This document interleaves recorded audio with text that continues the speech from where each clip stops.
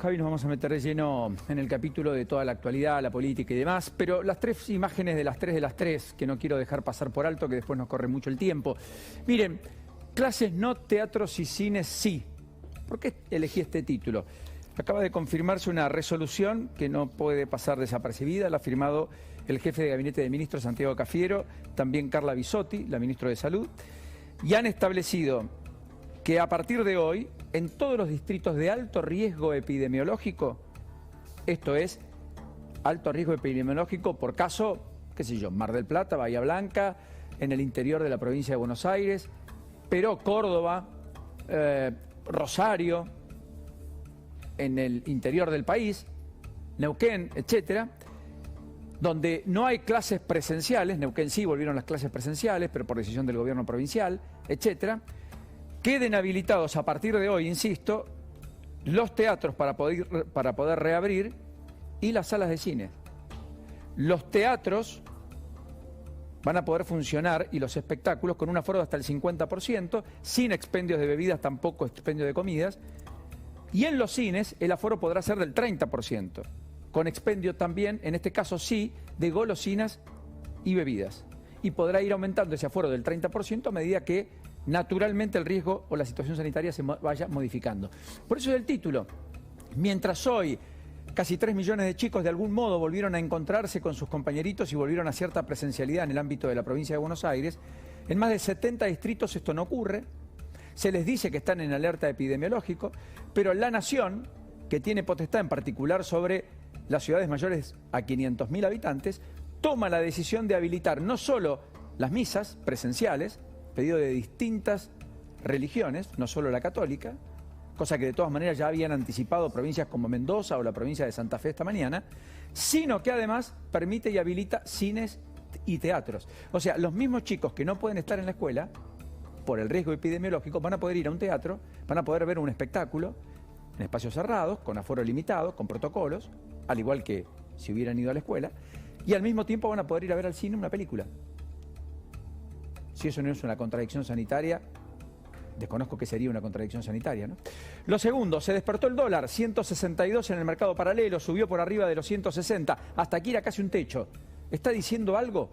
Bueno, probablemente al compás de la baja de la soja, al compás de la merma en la liquidación de las exportaciones de los granos y naturalmente del comienzo de la campaña electoral y por lo tanto los fuegos artificiales que eso implica, aquí a 5 meses de la elección, y es probable que alguna dolarización de cartera empiece a emerger. La idea de que haga un plazo fijo al 34-37% anual, esto es al 3% mensual, que con un dólar quieto me permite que con pesos de hoy, los pesos de mañana me alcancen para comprar más dólares, quizás empieza a hacer ruido. Y ya no es tanto el andarivel por el cual van a discurrir muchos de los inversores. Porque además hay mucha tensión. La posición argentina frente al caso Nicaragua, cierto apartamiento de las negociaciones con Estados Unidos, cierto enfriamiento en la relación incluso con Europa, podría eventualmente hacer pensar que el acuerdo con el Fondo de Facilidades Extendidas, ese que Álvarez Agis hoy en la cumbre del IAEF pidió cerrar cuanto antes para evitar una corrida cambiaria, tal vez se demore más allá de la cuenta, incluso de los que el propio Guzmán quiere, aunque quizás no Cristina Fernández de Kirchner, que piensa el acuerdo para después de las elecciones, no antes.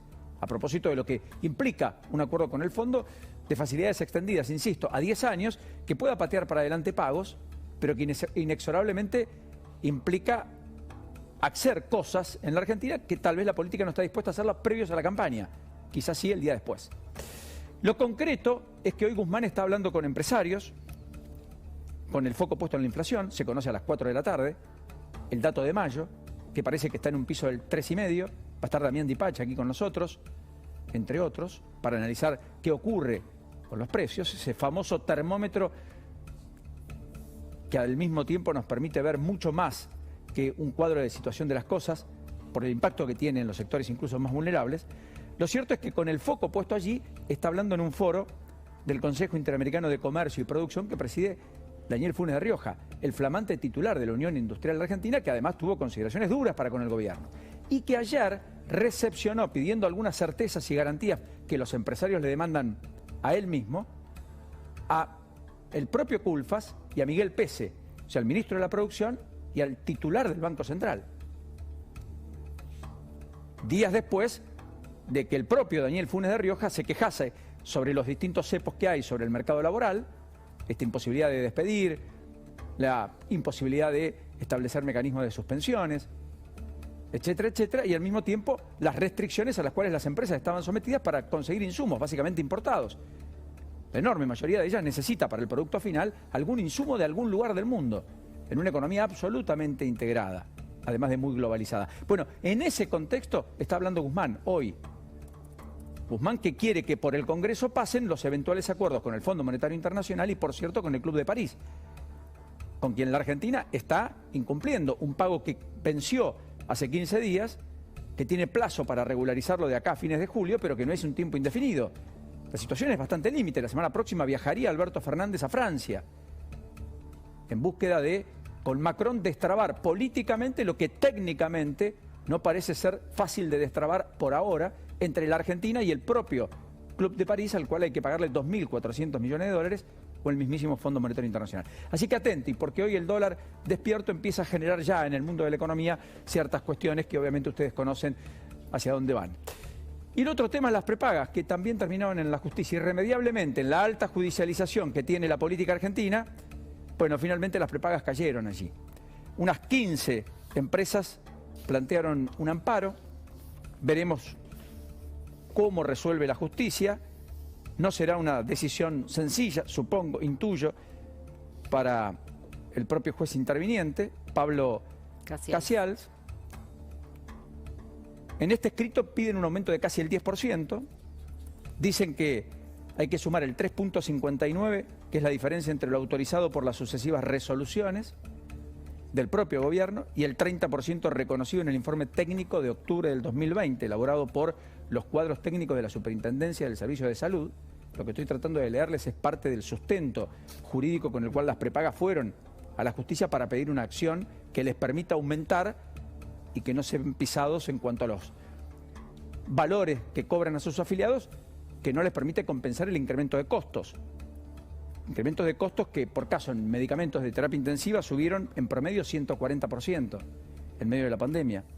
O un atraso en las cuotas del servicio privado que dicen alcanza el 32%, en medio de una paritaria, además, que ya discuten los aumentos para zanjar la paritaria 2021, comienzo 2022. Con planteos de incrementos salariales que están en torno al 40%. Y muchos de los prestadores son los que tienen que dar acuerdos y tienen que pagar esos aumentos a sus propios trabajadores, que muy merecido lo tienen por otra parte. El problema es que acá la manta es corta y cada vez más corta, porque además todo el sistema se ha abocado a la cuestión COVID, que en muchos casos le resultó poco rentable. Perdónenme por la expresión, pero es eso de lo que se trata. Dejaron de atender muchas patologías que en su defecto podrían haberle generado al sistema ingresos mayores. Y todo esto se da después de la aparición o reaparición de Cristina Fernández de Kirchner en La Plata, pidiendo por la unificación del sistema de salud y por una amplia reforma, cuestionando duramente a las empresas de medicina prepaga. Después que Hugo Moyano dijese que la verdad es un planteo que hay que atender, fue una frase muy curiosa, porque Moyano dijo, no la estudié en profundidad, pero supongo que debe ser bueno el planteo de la vicepresidenta. Moyano, que es un actor relevante además, es uno de los titulares de una de las obras sociales, la de Camioneros, que además tiene clínicas como la Antártida, a la cual el presidente fue a inaugurar o reinaugurar en medio de la pandemia. Ustedes recordarán, en mayo del año pasado, cuando prácticamente en la calle no había nadie y que ameritó duros cuestionamientos. Bueno, lo concreto es que también Bisotti dijo que hay que reestructurar el sistema, aunque Pablo Yedlin, el que en algún momento se especuló como virtual ministro de Salud de Alberto Fernández, el hombre de Tucumán, el ahijado político del propio Mansur, y que después terminase todo decantando en el nombramiento de Ginés González García, como ustedes ya conocen, pero que es el hombre fuerte en la Comisión de Salud en la Cámara de Diputados, dijese que nadie está intentando cerrar el sector privado, lo que no quiere decir que no quieran cooptar el sector privado y eventualmente ir por la caja. En un país, además, donde el sistema, no hay duda que hay que discutirlo, desconozco si el apetito de discusión que tiene el oficialismo es el correcto o es por motivos más bien no valiosos. Tiendo más a pensar lo segundo que lo primero, pero está claro que hay que rediscutirlo, porque de hecho en la Argentina es el único país del mundo donde los sindicatos tienen obras sociales. No hay otro país en el mundo. Fue una concesión a Manrique en los 70, en otra Argentina política, en otros tiempos. En fin, lo concreto es que las prepagas también, irremediablemente como todo en la Argentina, terminaron en el ámbito de la justicia. Bueno,